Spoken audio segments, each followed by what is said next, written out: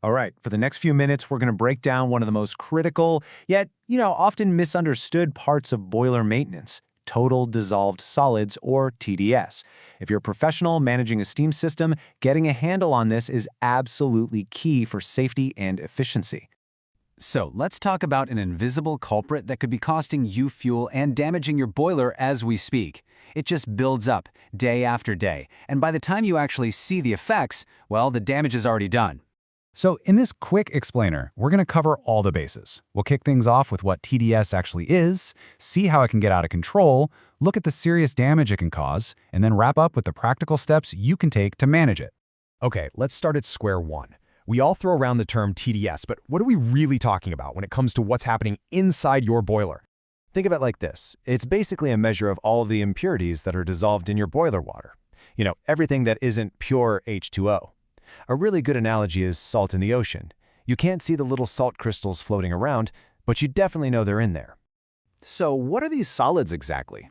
Well, we're not talking about anything exotic here. It's common minerals and salts like calcium, magnesium, and chlorides. This stuff is just naturally present in your source water, and it's the exact material that gets left behind when pure water evaporates and turns into steam. So why does this matter so much? Well, it all comes down to a really simple but relentless process that's happening inside every single operating steam boiler. It's how perfectly good feed water can turn into a real problem. And this right here, this explains everything. Your boiler is basically a giant distiller.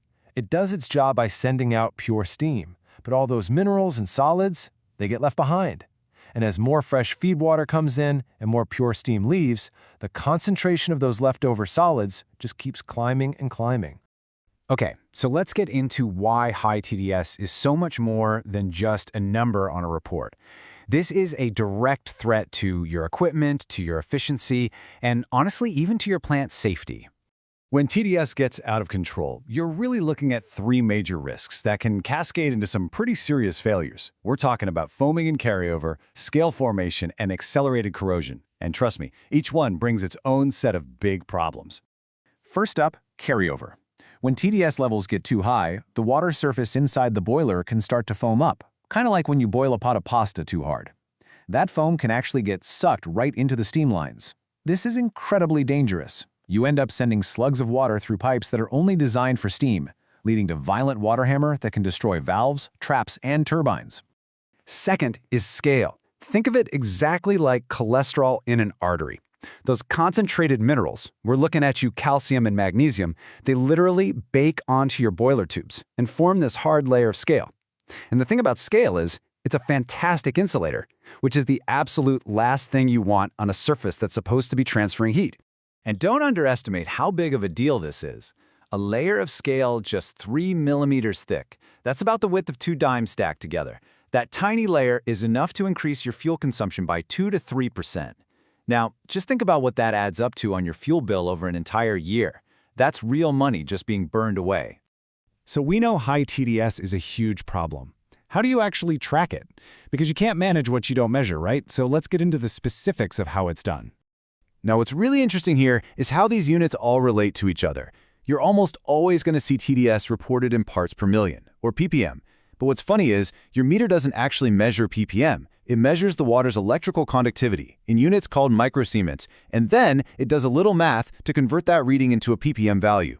It's simple. The more solids dissolved in the water, the more conductive it is.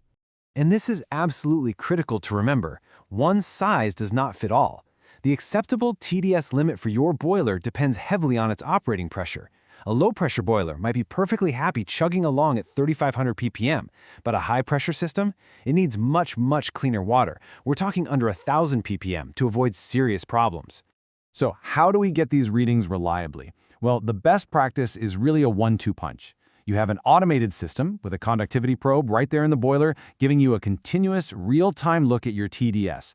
But you should also be doing regular manual checks with a handheld meter. Why? To verify that your automated sensor is still calibrated and telling you the truth. It's all about trust but verify. Okay, so knowing your TDS number is half the battle. The other half is actually doing something about it. Fortunately, the main way we control it is pretty straightforward and super effective. And the solution is a process called blowdown. The whole idea here is simple. You strategically drain a bit of that super concentrated water out of the boiler. That makes room for fresh, low TDS feed water to come in, which dilutes the overall concentration and gets your levels right back into that safe zone. Now, there are two main ways to do this. Continuous blowdown is like a slow, steady bleed of water from near the surface, where the TDS is usually the highest. It's often automated. Then you have bottom blowdown. That's a quick, powerful blast from the very bottom of the boiler to shoot out any sludge that's settled down there, along with that concentrated water.